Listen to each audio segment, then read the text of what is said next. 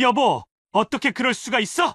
아버님이 독감으로 벌벌 떨고 계시는데 문도 안 열어주다니. 나도 사정이 있었단 말이야. 무슨 사정? 애들이랑 TV 보면서 웃고 있었잖아. 옆집 할머니가 다 말씀해 주셨어. 그래서 차라리 돌아가시기라도 하셨으면 우리가 편하게 살 텐데. 당신 제정신이야? 어떻게 부모님께 그런 말을? 나 정상이야. 아버님 돌아가시면 이 집도 완전히 우리 거 되는 거잖아. 증여 아직 안 하신 것도 알면서 아버님 욕심 많은 거 몰라? 돈 쓰는 거 그렇게 아까워하면서 9억 넘는 집에서 살고 있잖아. 당신도 알잖아. 아버지 수십 년 동안 나 뒷바라지 하려고 일하신 거. 몰라. 난 이제는 결단을 내려야겠어. 아버님께 당장 나가시라고 할 거야. 내가 말하기 불편하면 내가 직접 하든지. 안녕하세요. 저는 올해 72살 김철수입니다. 25년간 공장에서 야간 작업을 하며 모은 돈으로 아들 부부에게 5억짜리 신혼집을 마련해 줬습니다. 하지만 아내와 사별 후 혼자가 된 저를 며느리는 점점 달갑지 않게 대했고 급기야 요양원까지 보내려 했습니다. 결국 저는 당하지 않고 안갚음으로 되돌려주면서 새로운 삶을 시작하게 된 이야기를 들려드리려 합니다. 가족이란 이름으로 모든 걸 참아야 하는지, 아니면 때로는 단호한 결단이 필요한지, 제 이야기를 들어보시면서 함께 생각해 보시죠. 구독과 좋아요, 알림 설정해 주시면 앞으로도 여러분의 가슴을 울리는 더 많은 이야기로 찾아뵙겠습니다. 감사합니다. 25해 동안 공장에서 야간 작업을 하며 하루하루를 버텨왔습니다. 새벽녘 고요한 공장에서 기계 돌아가는 소리만이 저의 동반자였습니다. 힘들 때마다 아들 생각을 하며 버텼습니다. 매일 밤 쏟아지는 졸음을 참아가며 일했습니다. 야간 작업이 힘들어 그만두고 싶을 때도 있었지만 아들의 미래를 생각하며 버텼습니다. 한 푼 두 푼 모은 돈으로 아들의 결혼 자금을 마련하고 싶었습니다. 월급과 상여금을 고스란히 저축했고 매달 통장 잔고가 늘어나는 것을 보며 희망을 키웠습니다. 동료들은 저를 보며 돈 모으는 기계라고 했습니다. 술 한잔 하자는 동료들의 말도 거절하며 오직 저축에만 매진했습니다. 아버지, 결혼하려고 합니다. 어느 날 아들이 들려준 소식에 가슴이 벅차올랐습니다. 25년간 모은 돈을 전부 쏟아부어 5억짜리 신혼집을 마련해 주었습니다. 주변에서는 미쳤다고 했습니다. 노후 대책은 어쩌려고 그러냐며 걱정했지만 전 아들을 믿었습니다. 아버님, 이렇게 큰 선물을 주시다니 평생 잊지 않겠습니다. 처음 며느리를 봤을 때만 해도 참 괜찮은 며느리를 얻었다고 생각했습니다. 며느리의 인사에 제 마음도 따뜻해졌습니다. 아버님, 저희랑 같이 사셔도 좋아요. 불편하시면 주말만이라도 꼭 오세요. 결혼식장에서 며느리가 한 그 말이 진심이라 믿었습니다. 아들과 며느리가 나란히 절하던 모습이 아직도 눈에 선합니다. 한평생 공장에서 기계 돌아가는 소리를 들으며 일했던 시간들이 주마등처럼 스쳐 지나갔습니다. 쉬는 날도 없이 야간 작업을 하며 모은 돈으로 아들의 행복한 미래를 꿈꿨습니다. 몸이 아파도 쉬지 못했던 그 고단했던 시간들, 아들의 행복을 위해 참아왔습니다. 그 고통에 대한 보상을 며느리로 받는 것 같아 너무나도 기뻤습니다. 하지만 작년 봄에 그 기쁨은 마무리되는 것처럼 보였습니다. 제 인생의 동반자였던 아내가 갑자기 세상을 떠났습니다. 40년을 함께 살았던 사람이 없어지자 집안은 너무나 적막했습니다. 텅 빈 집에서 혼자 밥을 먹고 혼자 TV를 보며 지내는 날들이 이어졌습니다. 잠을 자려 해도 옆자리가 허전의 잠을 이루지 못했습니다. 아버님, 이렇게 혼자 계시지 말고 저희 집에 오세요. 아들의 권유로 한 달에 2번 아들 집을 방문하기로 했습니다. 처음엔 며느리도 반갑게 맞아주었습니다. 손주들과 시간을 보내는 것도 좋았고 며느리가 끓여주는 된장찌개도 맛있게 먹었습니다. 하지만 시간이 지날수록 며느리의 목소리에서 한숨이 묻어나기 시작했습니다. 어휴, 벌써 오셨어요? 신발을 벗고 들어가면 거실은 늘 비어 있었고 며느리는 안방에서 나오지도 않았습니다. 애기야, 나왔는데 물 한 잔만. 아버님, 너무 자주 오시는 거 아닌가요? 저희도 주말엔 좀 쉬고 싶어서요. 목이 마르다고 해도 대답이 없었습니다. 아들이 집에 있을 때는 그래도 커피라도 내주었지만 아들이 없으면 저를 아예 없는 사람 취급했습니다. 월 2회 방문이 며느리에겐 큰 부담이 되었나 봅니다. 아내가 살아있을 때는 일주일에 한 번씩 찾아와도 좋다던 며느리였는데 이제는 한 달에 2번 오는 것조차 힘들어했습니다. 현관문을 열어주는 며느리의 표정은 날이 갈수록 굳어갔고 저를 대하는 태도는 점점 더 차가워졌습니다. 손주들과 이야기를 나누려 해도 며느리는 아이들을 데리고 안방으로 들어가 버렸습니다. 외로움을 달래고자 시작한 방문이 오히려 더 큰 상처가 되어 돌아왔습니다. 어느 날 며느리의 SNS에 올라온 글을 우연히 보게 되었습니다. 시댁 눈치 보기가 힘들다는 내용이었습니다. 댓글들은 더욱 가관이었습니다. 시아버지 때문에 스트레스 받지 말고 요양원을 알아보세요. 우리도 그렇게 해결했어요. 가슴이 철렁 내려앉았습니다. 내가 그토록 사랑하는 손주들 앞에서도 저를 이렇게 생각하고 있었다니요. 여보, 아버님이 오시는 게 그렇게 힘든가요? 당신은 모르죠. 매번 오실 때마다 전 숨이 막혀요. 우리 집이 보육원도 아니고. 아들과 며느리의 다툼 소리가 들려왔습니다. 현관문 밖에서 그 대화를 듣고 있자니 가슴 한켠이 무너져 내렸습니다. 한 달에 2번 방문하는 것이 그토록 힘든 일이었을까요? 친정 부모님은 매주 와도 환영받는데 저는 왜 이렇게 서럽게 대접받아야 하는지 서글펐습니다. 시간이 지날수록 며느리의 불만은 SNS를 통해 더욱 노골적으로 드러났습니다. 주변 지인들은 하나같이 요양원을 추천했고 그것이 최선의 해결책이라며 조언했습니다. 요양원이 답이에요. 우리 시아버지도 그렇게 모셨더니 편해졌어요. 시부모님 때문에 이혼까지 가는 부부가 한두 쌍이 아니에요. 댓글들을 읽을 때마다 마음이 무너져 내렸습니다. 제가 그토록 아끼고 사랑했던 가족들에게 이런 존재였다는 것이 믿기지 않았습니다. 이제는 아들의 결혼 생활마저 위태로워지고 있었습니다. 제가 낳고 키운 아들이 저 때문에 이혼까지 갈 수 있다는 생각에 밤잠을 이루지 못했습니다. 어느 날 독감으로 열이 심하게 올랐던 날이 있었고 혼자서는 도저히 버틸 수가 없었습니다. 39도의 고열에 온몸이 떨리고 현기증이 나서 겨우 아들에게 전화를 걸었습니다. 아버지, 전 지금 회사라서 지연이한테 말씀드려 볼게요. 1시간이 지나도 아무런 연락이 없었습니다. 도저히 혼자는 견딜 수 없어 택시를 타고 아들 집으로 향했습니다. 지연아, 아버지다. 문 좀 열어줘. 아버님, 죄송한데 우리 현수가 독감에 걸려서 고열이 심해요. 혹시나 아버님께 옮길까봐 걱정돼서요. 오늘은 그냥 가셔서 쉬세요. 하지만 안에서는 아이들이 깔깔대며 웃는 소리가 들렸습니다. TV에서 나오는 예능 프로그램 소리와 함께 손주들의 즐거운 웃음소리가 현관문 밖으로 새어나왔습니다. 결국 쓰러질 것 같은 몸을 이끌고 응급실로 향했습니다. 의사 선생님은 중증 독감이라며 즉시 입원해야 한다고 했습니다.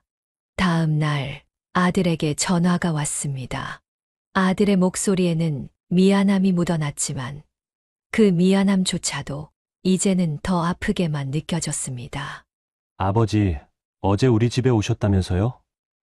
지연이가 방금 말해주더라고요. 벨소리는 들었는데 마침 아이들이 잠들어서 문을 못 열어드렸다고. 순간 제 귀를 의심했습니다. 전화기를 붙잡은 손이 부들부들 떨렸습니다. 제가 직접 들은 아이들의 웃음소리, TV 소리가 거짓말처럼 느껴졌습니다. 입원실에서 혼자 누워있는 동안 며느리의 거짓말이 계속해서 머릿속을 맴돌았습니다. 아픈 몸보다 더 아픈 것은 마음이었습니다. 병실에서 우연히 들은 대화는 제 가슴을 무너뜨렸습니다. 복도에서 들려오는 며느리의 목소리는 차갑기 그지없었습니다. 독감으로 입원한 지 이틀째 되던 날이었습니다. 차라리 이참에 돌아가시기라도 하면 좋겠어. 그럼 이제 편하게 살 텐데. 너 정신 차려. 아버지가 얼마나 서운하시겠어. 창밖으로 비가 내리고 있었습니다. 빗방울 소리에 묻혀 들리는 대화가 제 마음에 깊은 상처를 남겼습니다. 왜? 솔직한 심정 말한 것뿐이잖아. 넌 속으로도 그렇게 생각하면서 위선 떨지 마. 매달 용돈 들이기도 얼마나 피곤한지 알아? 이제는 이 상황을 매듭지어야겠어. 간호사가 링거액을 교체하러 들어왔다가 복도의 다툼 소리를 듣고 안타까운 눈빛을 보냈습니다. 보험금을 바라는 며느리의 말에 온몸이 굳어버렸습니다. 아들은 말없이 고개를 숙였고 며느리의 독설은 계속되었습니다. 제 목숨값이 고작 매달 드리는 용돈만큼이었다니요. 5억짜리 집에 살면서 매달 30만 원의 용돈이 아까웠던 걸까요? 아버님 돌아가시면 그 집도 완전히 우리 거 되는 거잖아. 증여 아직 안 하신 거. 너도 알면서. 창밖의 빗줄기는 점점 더 거세졌습니다. 하루 종일 병실 창밖만 바라보았습니다. 25년간 공장에서 일하며 모은 돈으로 마련한 그 집에서 제 죽음을 바라는 며느리가 살고 있다는 사실이 믿기지 않았습니다. 의사 선생님께서는 독감이 위중하다고 하셨지만 몸의 통증보다 마음의 상처가 더 깊었습니다. 산소 마스크 너머로 희미하게 보이는 병실 천장을 바라보며 생각했습니다. 더 이상은 이대로 있을 수 없다는 생각이 들었습니다. 밤이 깊어질수록 복도는 조용해졌지만 며느리의 말은 계속해서 제 귓가를 맴돌았습니다. 잠들지 못한 채 새벽을 맞이했습니다. 창가에 맺힌 빗방울 사이로 희미한 도시의 불빛이 보였습니다. 아들의 앞날을 걱정하며 모은 돈으로 마련한 집이 이제는 제 목숨과 맞바꾸고 싶은 욕심의 대상이 되어버렸다는 현실이 너무나 고통스러웠습니다. 이제는 무언가 다른 결정을 내려야 할 때가 온 것 같았습니다. 도구로 퇴원하고 일주일 동안 집에서 혼자 지내며 생각했습니다. 더는 이대로 있을 수 없다는 생각이 들어 서류 서랍을 뒤져 아들 결혼 당시의 서류들을 찾아보았습니다. 등기부등본을 발견한 순간 제 눈을 의심했습니다. 5년 전 아들이 결혼할 때 샀던 집이 아직도 제 명의로 남아 있었던 것입니다. 현재 시세가 9억 8천만 원 정도 됩니다. 매물로 내놓으실 건가요? 네, 매물로 내놓으려고 합니다. 내일 한번 뵐 수 있을까요? 떨리는 손으로 서류를 움켜쥐었습니다. 그동안 며느리가 했던 말들이 주마등처럼 스쳐 지나갔습니다. 자신의 집이라며 당당하게 말하던 모습, 제가 오는 것을 스트레스라고 하던 말투, 심지어는 제 죽음을 바라던 그 끔찍한 말까지. 동이 트기 시작할 무렵 오랜 고민 끝에 결단을 내렸습니다.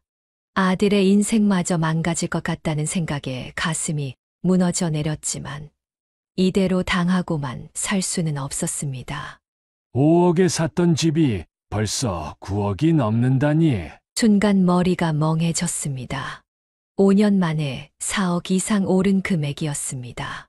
그동안 며느리는 이 집이 자신의 것이라 믿었지만 법적으로는 여전히 제 소유였습니다. 창밖으로 동이 트는 하늘을 바라보았습니다.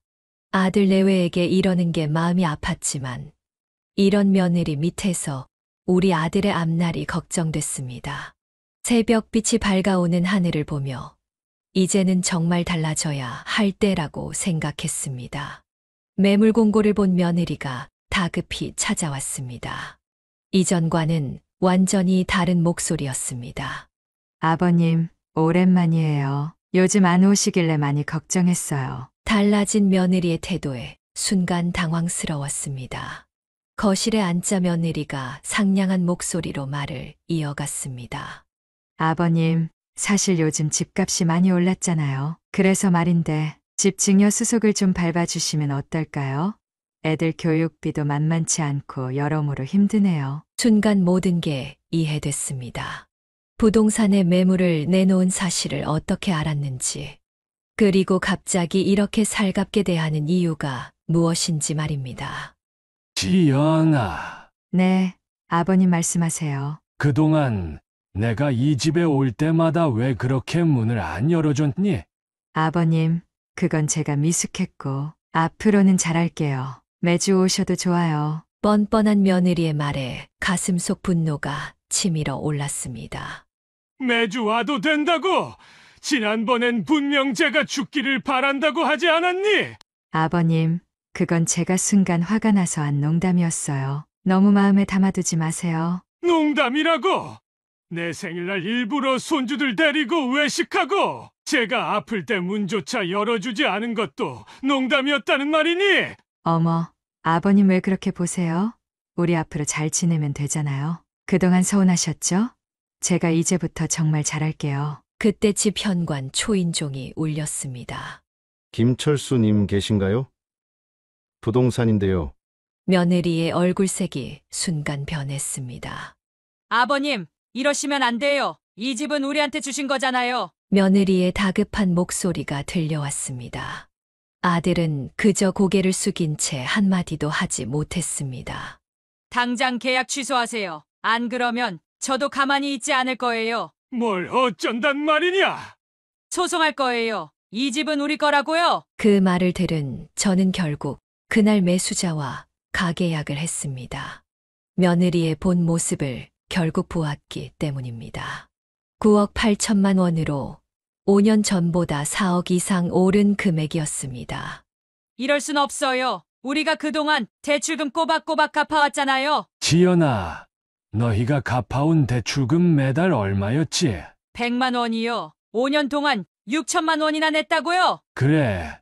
그럼 이제 계산해보자. 내가 5억짜리 집을 너희한테 줬고, 너희는 5년 동안 월세 한 푼 없이 살면서 6천만 원을 냈다. 월세로 치면 매달 100만 원도 안 되는데, 서울에서 그 정도 월세로 살 수 있는 집이 있다고 생각하니?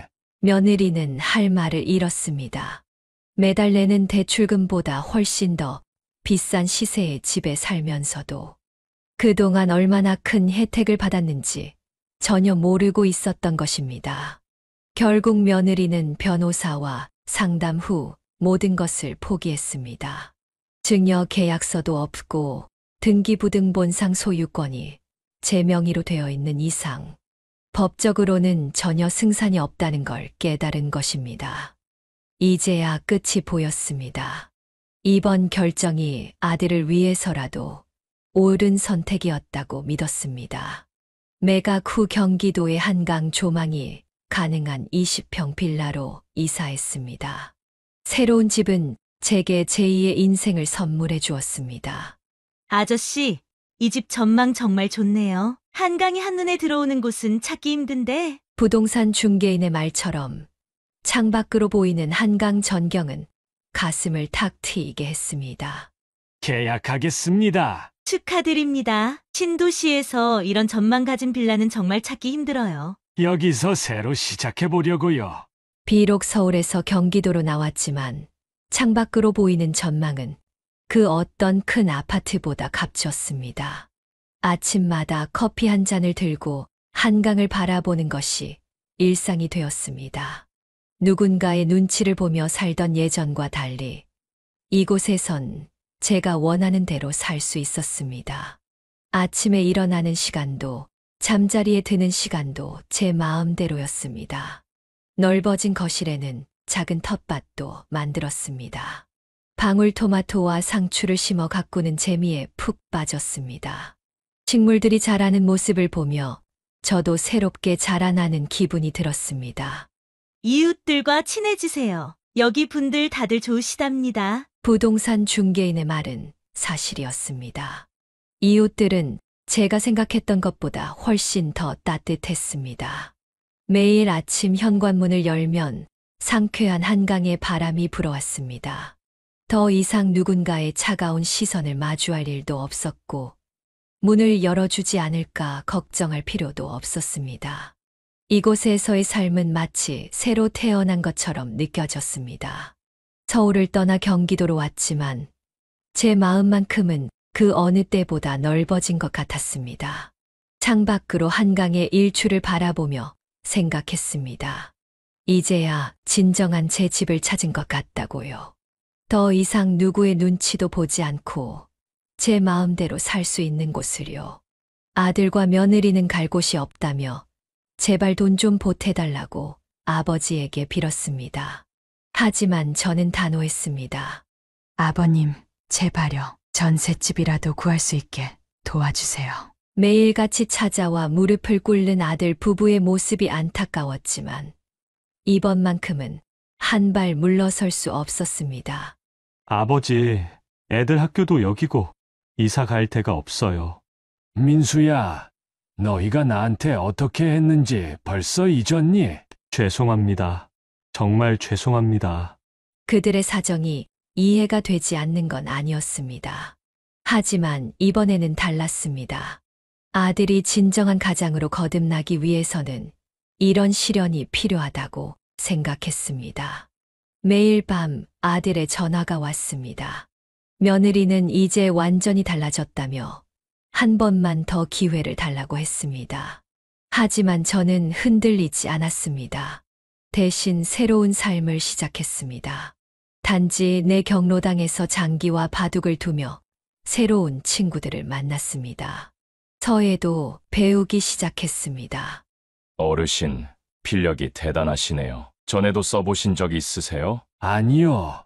처음인데요. 타고나신 것 같아요. 우리 동호회에 가입하시는 건 어떠세요? 처음에는 어색했지만 시간이 지날수록 새로운 취미 생활이 즐거워졌습니다. 더 이상 아들 내외의 눈치를 보지 않아도 되니 마음이 한결 가벼워졌습니다. 매주 화요일은 서예 수업, 목요일은 장기 대회가 열렸습니다. 주말에는 동호회 회원들과 등산도 다녔습니다. 이렇게 바쁘게 지내다 보니 마음의 상처도 조금씩 아물어갔습니다. 누군가 제게 행복이 뭐냐고 묻는다면 저는 이렇게 대답할 수 있을 것 같았습니다. 스스로 선택한 삶을 사는 것, 그것이 진정한 행복이라고요. 아버님, 저희가 정말 많이 달라졌어요. 한 번만 기회를 주세요. 매일 찾아오는 아들 부부의 모습에 마음이 조금씩 흔들리기 시작했습니다. 특히 손주들이 할아버지를 보고 싶어 한다는 말에 마음이 약해졌습니다. 하지만 아직은 때가 아니라고 생각했습니다. 그들의 진심을 좀 더 지켜보고 싶었습니다. 진정한 변화는 시간이 증명해 줄 테니까요. 아들 부부와의 관계를 다시 회복하려면 손주들이 매개체가 되는 게 좋겠다는 생각이 들었습니다. 저는 매각 차익 중 1억 원으로 손주들의 대학 등록금을 위한 장기 적금을 시작했습니다. 아버지, 그동안 너무 죄송했습니다. 이제는 제가 진정한 가장이 되겠습니다. 매일 밤 아들의 전화가 이어졌습니다. 며느리도 달라졌다며 한 번만 더 기회를 달라고 했습니다.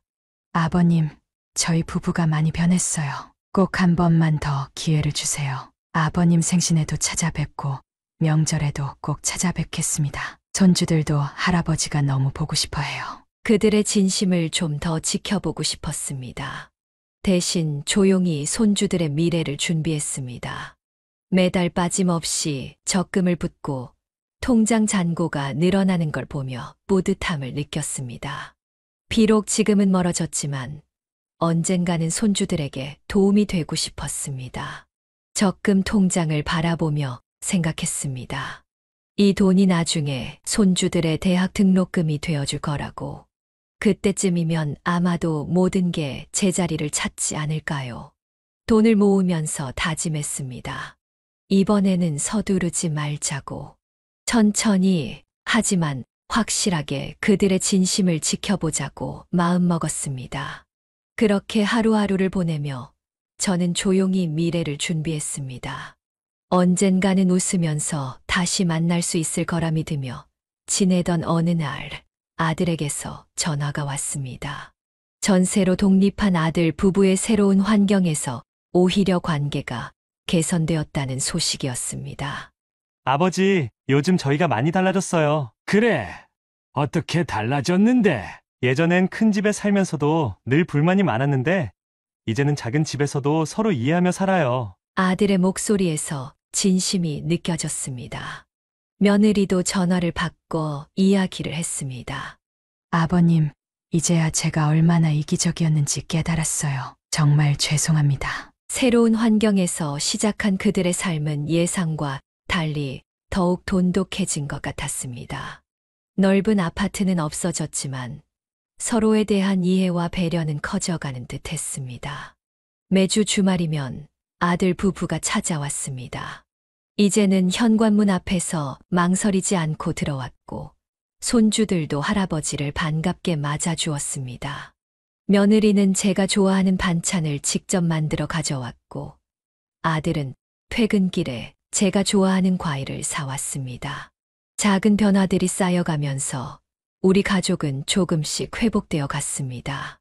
아버지, 이제야 진정한 가정의 의미를 알 것 같아요. 돈보다 중요한 게 뭔지도요. 예전의 물질적인 욕심은 찾아볼 수 없었습니다. 대신 서로를 이해하고 배려하는 마음이 자리 잡았습니다. 그들의 변화를 지켜보며 저도 조금씩 마음의 문을 열기 시작했습니다. 이제는 매주 손주들과 함께 보내는 시간이 늘어났고 가족의 웃음소리가 다시 들리기 시작했습니다. 작은 집에서 시작한 새로운 삶이 오히려 우리 가족에게 축복이 된 것 같았습니다. 작은 집에서 시작한 새로운 삶이 오히려 우리 가족에게 축복이 된 것 같았습니다. 가족이란 이름으로 참기만 하는 것보다 때로는 결단이 해답임을 깨달았습니다. 아버님, 전세금 때문에 매달 빠듯하지만 이렇게 사는 게 더 행복해요. 며느리의 말에 마음이 움직였습니다. 이제는 도움을 줄 때가 된 것 같았습니다. 민수야, 이제 좀 괜찮아졌니? 네, 아버지. 비록 작은 집이지만 저희 부부가 더 단단해졌어요. 그래, 이제 전세 자금 좀 보태줄게. 잠시 침묵이 흘렀습니다. 아들 부부의 눈에는 눈물이 고였습니다. 아버님, 저희가 그동안 너무 죄송했어요. 이런 마음도 모르고. 이제는 그들을 다시 믿어도 될 것 같았습니다. 매각 대금의 일부를 전세 자금으로 지원해 주기로 했습니다. 5천만 원이라는 금액은 그들에게 새로운 시작을 위한 디딤돌이 되어 줄 것입니다. 때로는 엄격한 결단이 필요했습니다. 하지만 그 결단 이후의 용서와 화해도 중요했습니다. 이제 우리 가족은 진정한 의미의 가족이 되어가고 있었습니다. 아들 부부는 그동안의 잘못을 진심으로 뉘우쳤고 저 또한 그들을 다시 한번 믿어보기로 했습니다. 가족이란 이름으로 참기만 하는 것이 아니라 때로는 과감한 결단을 내리고 또 때로는 너그러운 용서를 하는 것. 그것이 진정한 가족의 의미임을 깨달았습니다.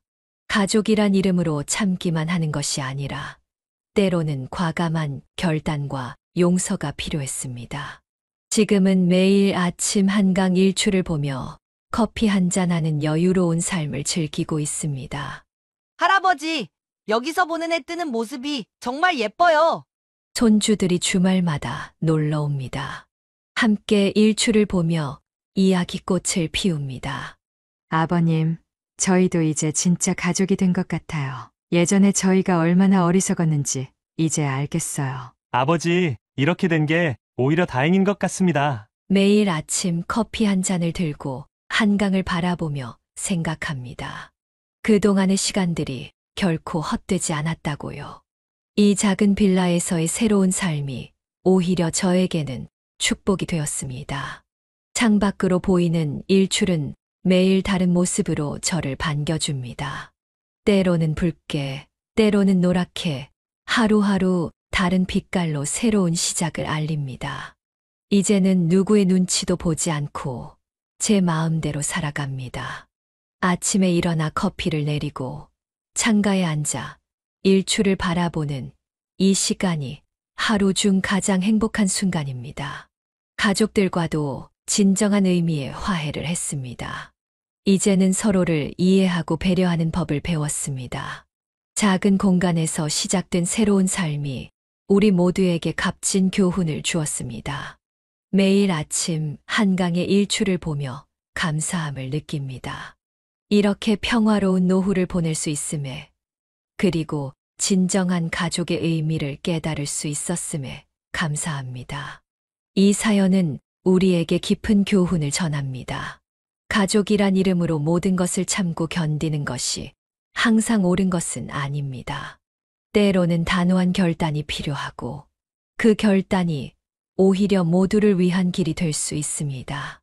부모의 사랑이 자식에 대한 무조건적인 희생으로 표현될 때 오히려 자식의 성장을 방해할 수 있습니다. 진정한 부모의 사랑은 때로는 엄격할 수 있고 때로는 자식의 독립을 도울 수 있어야 합니다. 물질적인 풍요가 반드시 행복을 가져다 주는 것은 아닙니다. 작은 공간에서도 서로를 이해하고 배려하는 마음이 있다면 그것이 진정한 가족의 의미가 될 수 있습니다. 이 이야기를 통해 우리는 가족 간의 관계에서 진정으로 중요한 것이 무엇인지 다시 한번 생각해 보게 됩니다.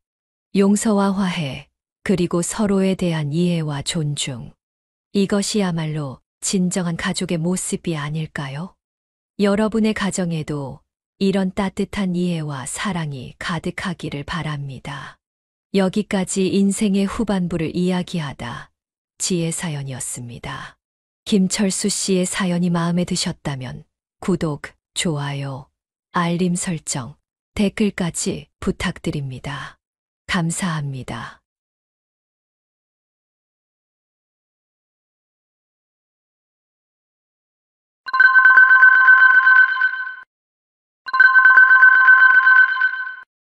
여보세요? 준호야, 통화 좀 할 수 있니? 네, 근데 좀 바쁜데 급한 일이세요? 공장 일하면서 하도 서 있었더니 무릎이 아파서 검사했더니 수술해야 한다는구나. 수수료 얼만데요? 600만 원 정도 든다고 하네. 아, 엄마, 제가 지금 BMW 계약해놔서 여유가 없다니까요. 장모님한테도 매달 용돈 드리고 대출금도 갚아야 하고. 그래도 내 어미 수술비보다 자동차가 더 중요하니? 엄마, 제발요. 그렇게 비교하지 마세요. 솔직히 좀 부담스러워요. 정말 귀찮게. 나중에 얘기해요. 끊을게요. 준호야. 안녕하세요. 저는 올해 67살이 된 김혜숙입니다. 방금 들으신 통화는 제가 6개월 전 아들과 나눈 마지막 대화였습니다. 25년을 바쳐 키운 아들에게 냉정하게 거절당한 그날, 저는 큰 결심을 하게 됩니다. 무릎 수술비 600만 원조차 외면한 아들에게 제가 내린 선택은 과연 무엇이었을까요? 제 이야기가 궁금하시다면 구독과 좋아요, 그리고 알림 설정까지 꼭 부탁드립니다. 제가 노년에 찾은 새로운 삶, 그 용기 있는 선택의 순간을 함께 지켜봐 주세요. 장남 준호와 며느리 미연이 휴가를 다녀온다던 그날, 저는 아파트 도어락 비밀번호를 바꾸고 그들의 짐을 전부 복도에 내놓았습니다. 엄마, 왜 이러시는 거예요? 문이 안 열려요. 준호의 다급한 목소리가 현관문 밖에서 들려왔습니다. 25년 동안 키운 아들을 쫓아내는 일이 쉽지는 않았지만 제 선택은 확고했습니다. 더 이상 이 집에서 살 수 없어. 너희 짐은 다 밖에 내놨으니 가져가렴. 갑자기 이게 무슨 일이에요? 저희 보고 당장 어디로 가라는 거예요? 준호의 목소리가 점점 커졌습니다. 하지만 전 더 이상 물러설 생각이 없었습니다. 너희가 날 무시했던 것처럼 나도 이제 너희를 신경 쓰지 않을 거야. 복도에 쌓인 짐을 바라보며 준호와 미연은 어쩔 줄 몰라 했습니다. 이웃들의 이목이 신경 쓰였는지 미연이 작은 목소리로 준호를 달랬습니다. 여보, 일단 진정하고 어디 모텔이라도 가야 할 것 같아요. 그들의 대화가 들려왔지만 전 귀를 막았습니다. 이미 새로운 세입자와 계약도 마쳤고 이틀 뒤면 이사 올 예정이었기 때문입니다. 내일 오전까지만 시간을 줄 테니 그때까지 짐 정리해서 나가. 그리고 휴대폰을 무음으로 돌렸습니다. 이제 와서 누가 뭐라고 해도 소용없었습니다. 제 인생에서 가장 중요한 결정을 내린 그 순간, 마음속에서 단단히 얼어붙어 있던 무언가가 서서히 녹아내리는 것을 느꼈습니다. 여보, 이제야 제가 저를 위한 선택을 했네요. 고인이 된 남편의 사진을 보며 중얼거렸습니다. 25년 전 갑작스러운 남편의 죽음 이후 저는 오직 아들을 위해서만 살아왔습니다. 하지만 이제는 달라질 것입니다. 제 인생의 두 번째 장이 시작되려 하고 있었습니다. 예전 생각을 해보면 제가 이렇게 아들과 척을 질 거라고는 상상을 하지 못했습니다. 혈혈단신으로 정말 애지중지 키운 아들이었거든요. 25년 전으로 거슬러 올라가 보겠습니다. 당시 제 나이 35세, 1999년 겨울의 일이었습니다. 그때만 해도 저는 평범한 전업주부였습니다. IMF 외환위기가 막 지나간 시기라 남편은 회사에서 야근이 잦았고 저는 7살 준호를 돌보며 일상을 보내고 있었죠. 그러던 어느 날 한 통의 전화가 제 인생을 완전히 바꿔놓았습니다. 혜숙 씨, 남편분이 회사에서 갑자기 쓰러지셨다고 합니다. 동료의 다급한 전화를 받고 달려간 병원에서 남편은 이미 세상을 떠난 뒤였습니다. 의사는 급성 심장마비라고 했습니다. 그렇게 35세의 젊은 나이에 저는 7살 아들 준호와 단둘이 남겨졌습니다. 엄마, 아빠는 언제 와요? 준호의 순진한 질문에 대답할 말이 없었습니다. 그저 아들을 꼭 안아줄 수밖에 없었죠. 아빠는 멀리 출장 가셨어. 거짓말을 하면서도 눈물이 흘렀습니다. 아직 어린 준호에게 아빠의 죽음을 어떻게 설명해야 할지 막막했습니다. 남편이 남긴 건 32평 아파트 한 채가 전부였습니다. 다행히 동생이 운영하는 의류 공장에서 일자리를 구할 수 있었습니다. 언니, 일단 우리 공장에서 일해. 준호는 내가 돌볼게. 동생의 배려 덕분에 일을 시작할 수 있었지만 아침 7시부터 밤 10시까지 하루 종일 서서 일하는 게 쉽지는 않았습니다. 엄마, 오늘도 늦게 와요? 매일 아침 준호를 보육원에 맡길 때면 가슴이 미어졌습니다. 하지만 달리 방법이 없었습니다. 야근이 있는 날이면 더 많은 돈을 벌 수 있다는 생각에 자청해서 남았습니다. 점심시간에도 김밥으로 때우며 모든 돈을 아꼈습니다. 오직 준호의 미래를 위해서였습니다. 언니, 그렇게 무리하면 몸이 버티겠어? 동생의 걱정에도 전 웃으며 대답했습니다. 괜찮아. 우리 준호 좋은 대학 보내려면 이 정도는 해야지. 그렇게 하루하루를 버텨냈습니다. 2000년 준호가 초등학교에 입학할 때는 처음으로 휴가를 내고 입학식에 참석했습니다. 엄마, 다른 애들은 다 아빠랑 같이 왔는데. 준호의 말에 가슴이 찢어지는 것 같았지만 씩씩하게 웃어 보였습니다. 우리 준호는 멋진 엄마가 있잖아. 그날 밤 잠든 준호의 얼굴을 보며 다짐했습니다. 어떤 희생이 따르더라도 우리 아들만큼은 부족함 없이 키우리라고. 그것이 제가 할 수 있는 유일한 일이었습니다. 세월이 흘러 준호는 어느덧 고등학생이 되었습니다. 매일 밤늦게까지 공부하는 아들을 보며 가슴 한켠이 뿌듯했습니다. 공장일로 지친 몸이었지만 매일 밤 아들의 간식을 챙겼습니다. 엄마, 저 꼭 치과의사가 될 거예요. 그래서 엄마, 고생 안 하게 해드릴게요. 준호의 말에 저는 그저 웃어 보였습니다. 아들의 꿈을 위해서라면 어떤 고생도 할 수 있었으니까요. 학원비와 과외비를 마련하기 위해 주말에도 일했습니다. 동료들은 제가 무리하는 것 같다며 걱정했지만 전 개의치 않았습니다. 오직 준호의 미래만 생각했으니까요. 매달 통장 잔고는 바닥을 보였지만 준호의 성적표를 볼 때면 모든 피로가 눈 녹듯 사라졌습니다. 전국 모의고사에서 항상 상위권을 유지하는 아들이 자랑스러웠습니다. 마침내 대학 입시 날이 다가왔습니다. 시대 입시 결과를 기다리는 그날, 저는 처음으로 공장 일을 빠졌습니다. 떨리는 마음으로 컴퓨터 앞에 앉아 있는데 준호가 갑자기 소리를 질렀습니다. 엄마! 제가 합격했어요. 서울치대에 붙었어요. 그 순간 저도 모르게 눈물이 흘렀습니다. 지난 10년간의 고생이 주마등처럼 스쳐 지나갔습니다. 우리 엄마가 최고예요. 이제부터는 제가 효도하게 해주세요. 아들은 저를 꼭 안아주었습니다. 그날 밤 오랜만에 소주 한 잔을 마셨습니다. 남편의 사진을 보며 속으로 중얼거렸습니다. 여보, 우리 아들 잘 키웠죠? 대학 등록금을 마련하기 위해 전세를 월세로 돌렸습니다. 방 2칸짜리 월세로 이사했지만 힘들지 않았습니다. 준호가 치과의사가 되는 날을 생각하며 하루하루를 버텼습니다. 매년 오르는 등록금에 허리가 휘었지만 학자금 대출과 제 월급을 쪼개 어떻게든 해결했습니다. 준호는 장학금을 받으며 최선을 다해 공부했고 마침내 치과의사 자격증을 땄습니다.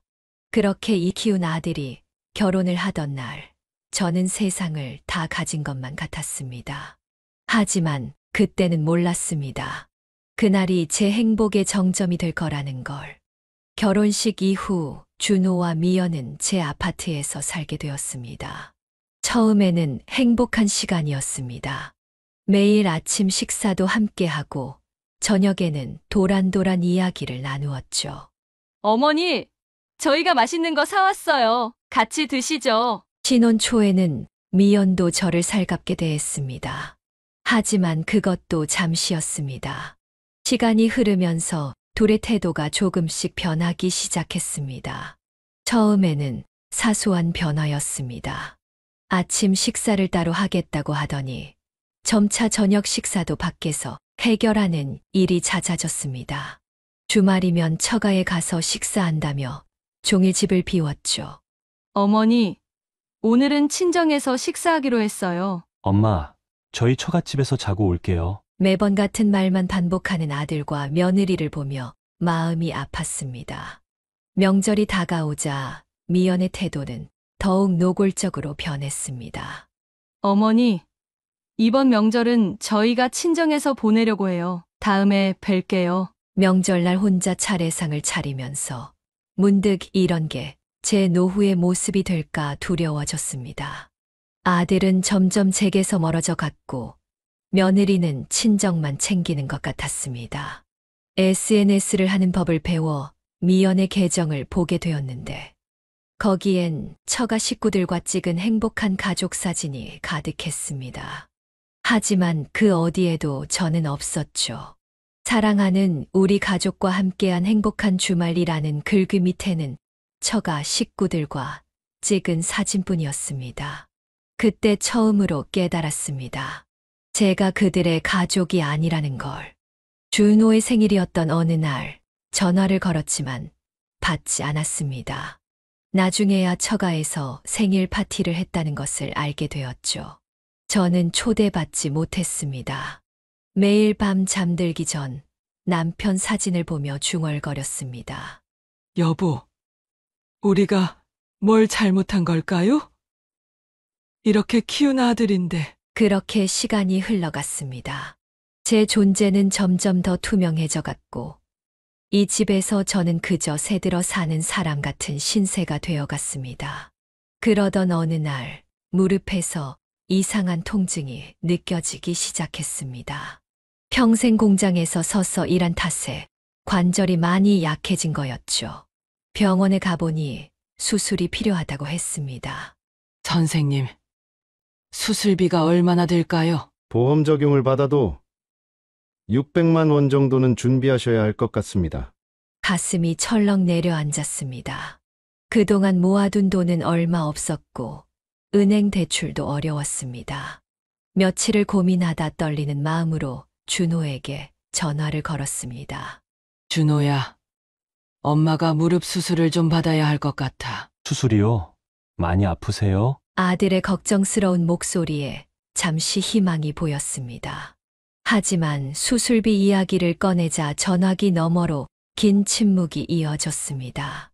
죄송해요, 엄마. 저희도 지금 대출이 있어서. 그 순간 이해했습니다. 제가 아들에게 더 이상 엄마가 아니라는 것을. 매주 처가의 용돈을 챙겨주는 아들이 자신의 어머니 수술비는 외면한다는 사실이 가슴을 파고들었습니다. 그날 밤 베란다에 홀로 서서 서울의 야경을 바라보았습니다. 문득 옆집 할머니의 말이 떠올랐습니다. 얼마 전 우연히 나눈 대화였죠. 혜숙 씨 요즘 집값이 많이 올랐대요. 우리 아파트 12억이 넘는다더라고요. 정말요? 그렇게나 올랐나요? 그럼 월세로 놓으면 보증금 7천에 월 180만 원은 받을 수 있대요. 그 말을 듣는 순간 머릿속에서 무언가가 딸깍 하고 맞춰지는 소리가 들리는 것 같았습니다. 25년 동안 아들을 위해 살아온 제 인생, 이제는 저를 위해 살아도 되지 않을까요? 잠든 준호의 어린 시절 사진을 보며 밤새 생각했습니다. 이제는 더 이상 희생하지 않기로 결심했습니다. 저에게도 인생이 있다는 걸 이제야 깨달은 것입니다. 다음 날 아침 부동산에 전화를 걸었습니다. 새로운 세입자를 구하는 일은 생각보다 쉬웠습니다. 많은 사람들이 이 동네 아파트에 관심을 보였고 일주일도 되지 않아 계약이 성사되었습니다. 엄마! 갑자기 이게 무슨 말씀이세요? 준호에게 이 사실을 알렸을 때 그의 목소리는 처음으로 다급해졌습니다. 일주일 안에 이사 나가 새로운 세입자가 들어올 거야. 어머니, 제발 다시 한번 생각해보세요. 저희가 뭘 잘못했나요? 너희가 날 무시했던 것처럼 나도 이제 너희를 신경 쓰지 않을 거야. 처음으로 단호한 목소리를 냈습니다. 그동안 참아왔던 말들이 물처럼 쏟아져 나왔습니다. 수술비 이야기, 명절에 혼자 보낸 시간들, 그들의 무관심했던 태도까지. 친척들의 만류 전화가 빗발쳤습니다. 미연의 부모님까지 나서서 설득했지만 제 마음은 이미 굳어 있었습니다. 더 이상 뒤돌아보지 않기로 했습니다. 새로운 세입자와의 계약서에 사인하면서 손이 조금 떨렸습니다. 보증금 7천만 원, 월세 180만 원. 이제 저는 경제적으로 독립할 수 있게 된 것입니다. 준호 부부가 짐을 싸는 모습을 지켜보았습니다. 미연은 눈물을 흘리며 시어머니의 마음을 돌리려 했지만 이미 늦었습니다. 더 이상 저는 그들의 눈치를 보며 살고 싶지 않았습니다. 짐을 다 싸고 현관문 앞에 선 준호가 마지막으로 말했습니다. 엄마! 정말 이러실 거예요? 대답 대신 고개를 돌렸습니다. 현관문이 닫히는 소리가 들렸을 때 왈칵 눈물이 쏟아졌습니다. 하지만 이것은 슬픔의 눈물이 아닌 새로운 시작을 알리는 눈물이었습니다. 그날 밤 처음으로 혼자만의 공간에서 편안한 잠을 청했습니다. 더 이상 타인의 눈치를 보지 않아도 되는 진정한 제 집이 된 것입니다. 이제 저의 새로운 삶이 시작되었습니다. 첫 월세가 들어온 날, 바로 무릎 수술을 예약했습니다. 더 이상 미룰 이유가 없었습니다. 어머니, 이제 수술 받으시는 거예요? 많이 힘드셨겠어요. 간호사의 따뜻한 말에 눈물이 났습니다. 그동안 얼마나 참아왔는지 그제야 실감이 났습니다. 수술비가 없어서 미뤄뒀어요. 이제야 제 몸을 돌볼 수 있네요. 수술은 성공적이었습니다. 회복실에서 깨어났을 때 문득 준호에게 연락이 오지 않았다는 것을 깨달았습니다. 하지만 이상하게도 서운하지 않았습니다. 어머니, 수술은 잘 되셨나요? 퇴원 전날 병실 앞에 놓여있던 과일 바구니. 준호가 두고 갔다는 간호사의 말에 미소 지었습니다. 직접 만나지는 못했지만 그래도 아들은 저를 걱정하고 있었나 봅니다. 수술 후 재활 치료를 받으며 저는 천천히 새로운 일상을 만들어 갔습니다. 매달 들어오는 월세는 저희 든든한 버팀목이 되어 주었습니다. 처음으로 취미 생활을 시작했습니다. 실버 댄스 교실에 등록했고 동네 탁구 클럽에도 가입했습니다. 평생 처음 느껴보는 자유였습니다. 이제는 더 이상 누군가의 어머니, 누군가의 시어머니가 아닌 김혜숙으로 살아갈 수 있게 되었습니다. 내 삶의 주인공이 된 것입니다. 동네 친구들과 여행을 다녀오기도 하고 문화센터에서 새로운 것을 배우기도 했습니다. 그동안 미뤄두었던 버킷리스트를 하나둘 이뤄가는 재미가 쏠쏠했습니다. 혜숙 씨, 요즘 정말 좋아 보여요. 완전히 다른 사람이 된 것 같아요. 이웃들의 말처럼 저는 정말 달라졌습니다. 더 이상 움츠러들지 않았고 당당하게 제 삶을 살아가게 되었습니다. 60대의 늦은 나이에 시작된 저의 새로운 인생. 때로는 외롭고 두렵기도 했지만 이것이 진정한 행복이라는 것을 깨달았습니다. 6개월이 흐른 어느 날 예상치 못한 방문객이 찾아왔습니다. 치과 병원을 마치고 퇴근길에 들른 준호였습니다. 수술 이후 처음 보는 아들의 얼굴이었습니다. 엄마, 많이 편해지셨어요? 무릎 수술 후 제 상태를 물어보는 아들의 목소리가 조심스러웠습니다. 이제는 계단도 편하게 오르내릴 수 있어. 죄송해요. 그때 수술비도 못 드리고. 이제 와서 그런 말 해도 소용없어. 준호는 고개를 푹 숙인 채 오랫동안 말이 없었습니다. 긴 침묵이 이어졌지만 이상하게도 불편하지 않았습니다. 아들은 그동안 있었던 일들을 하나하나 이야기했습니다. 결혼 후 처가의 압박이 심했다는 것, 아내를 너무 의식한 나머지 저를 소홀히 했다는 것, 무엇보다 효도는커녕 불효만 저질렀다는 것까지. 미연도 많이 반성하고 있다고 했습니다. 이제는 제 입장을 이해하게 되었다면서 앞으로는 진심으로 효도하고 싶다고 전해달라는 말도 있었습니다. 하지만 전 더 이상 효도라는 말에 큰 의미를 두지 않았습니다. 이제는 서로가 독립된 인격체로서 존중하며 지내는 것이 더 중요하다고 생각했기 때문입니다. 준호도 그것을 이해한 듯 했습니다. 더 이상 억지로 봉양하겠다는 말은 하지 않았고 대신 서로의 생활을 존중하면서 가깝게 지내고 싶다고 했습니다. 그렇게 저희는 새로운 관계를 시작하게 되었습니다. 준호 부부는 근처 아파트를 구해 이사했고 적당한 거리를 두고 지내게 되었습니다. 어느덧 1년의 시간이 흘렀습니다. 봄바람이 불어오던 날 준호가 아내와 함께 찾아왔습니다. 어머니, 저희 곧 아이가 생길 것 같아요. 미연의 설레는 목소리에 저도 모르게 마음이 따뜻해졌습니다. 축하해. 건강하게 잘 키워야 해. 어머님, 아이를 낳으면 많이 봐주실 거죠? 그건 안 돼. 난 이제 내 삶이 있으니까. 제 단호한 대답에 두 사람은 깜짝 놀란 듯 했습니다. 하지만 곧 이해한다는 듯 고개를 끄덕였습니다. 더 이상 제가 그들의 삶에 종속된 존재가 아님을 알게 된 것 같았습니다. 매주 수요일마다 실버댄스 교실에 다니고 목요일에는 동네 탁구 동호회 모임이 있습니다. 토요일에는 평생교육원에서 영어도 배우고 있죠. 이제는 제 삶이 더 바빠졌습니다. 처음으로 해외여행도 다녀왔습니다. 동호회 친구들과 함께 간 일본 여행은 평생 잊지 못할 추억이 되었습니다. 남편과도 가보지 못했던 곳을 이제야 가보게 된 것입니다.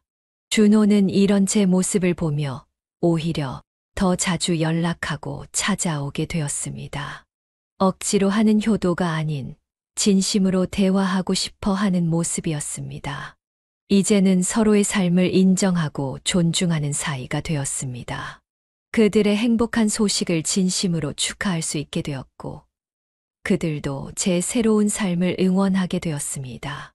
그렇게 저는 60대의 늦은 나이에 새로운 삶을 시작했습니다.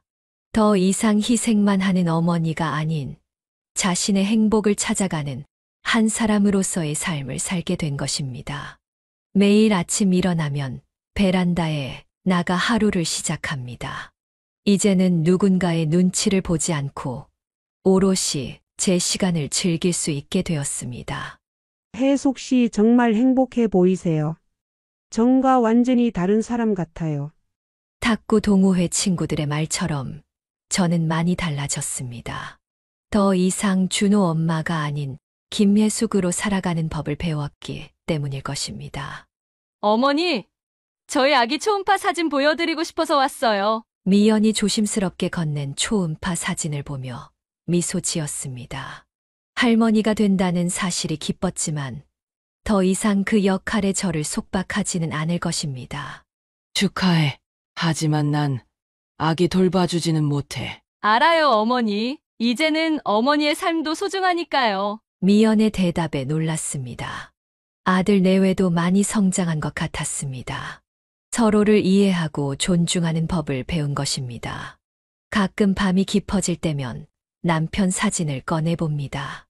이제는 후회나 한탄 대신 감사한 마음으로 이야기를 나눕니다. 우리의 인연으로 준호가 있고 지금의 제가 있으니까요. 월세 수입으로 경제적 걱정도 없어졌고 건강도 많이 좋아졌습니다. 늦게 찾은 제 삶이지만 그래서 더욱 소중합니다. 앞으로도 이렇게 당당하게 제 삶의 주인공으로 살아가려 합니다. 이제야 진정한 김혜숙으로 사는 법을 배웠기 때문입니다. 이제 정말 행복하시죠? 요양원에서 봉사활동을 하며 만난 할머니의 질문에 저는 고개를 끄덕였습니다. 1년 전 그 결단이 제게 얼마나 큰 변화를 가져다 주었는지 이제야 온전히 이해할 수 있었습니다. 네, 늦게 찾은 행복이지만 이제는 정말 제 삶을 살고 있어요. 봉사활동을 시작한 것도 제 삶의 새로운 변화였습니다. 받기만 하는 삶이 아닌 누군가에게 도움이 되는 삶을 살고 싶었기 때문입니다. 어머니, 봉사활동 하시는 모습이 정말 보기 좋아요. 이제야 내가 하고 싶은 일을 하면서 사는구나 싶어. 그 모습이 우리한테도 큰 깨달음이 되었어요. 준호 부부는 이제 저를 진정한 어머니로 대하게 되었습니다. 억지로 하는 효도가 아닌 서로를 이해하고 존중하는 관계가 된 것입니다. 가끔 지나온 날들을 돌아보면 웃음이 납니다. 그토록 아들만을 위해 살았던 제가 이제는 제 자신을 위해 살아가는 법을 배웠으니까요. 남편의 사진 앞에서 이제는 당당하게 말할 수 있습니다. 여보, 저 이제 정말 행복해요. 우리 준호도 잘 자랐고 저도 이제야 제 삶을 찾았어요. 이 이야기가 누군가에게는 작은 용기가 되길 바랍니다. 나이가 들어서도 새로운 시작은 언제나 가능하다는 것을. 그리고 무엇보다 자신의 행복을 찾는 일은 결코 이기적인 것이 아니라는 것을 말입니다. 여기까지 인생의 후반부를 이야기하다 지혜 사연이었습니다. 혜숙님의 사연이 마음에 드셨다면 구독, 좋아요, 알림 설정, 댓글까지 부탁드립니다. 끝까지 들어주셔서 진심으로 감사드립니다.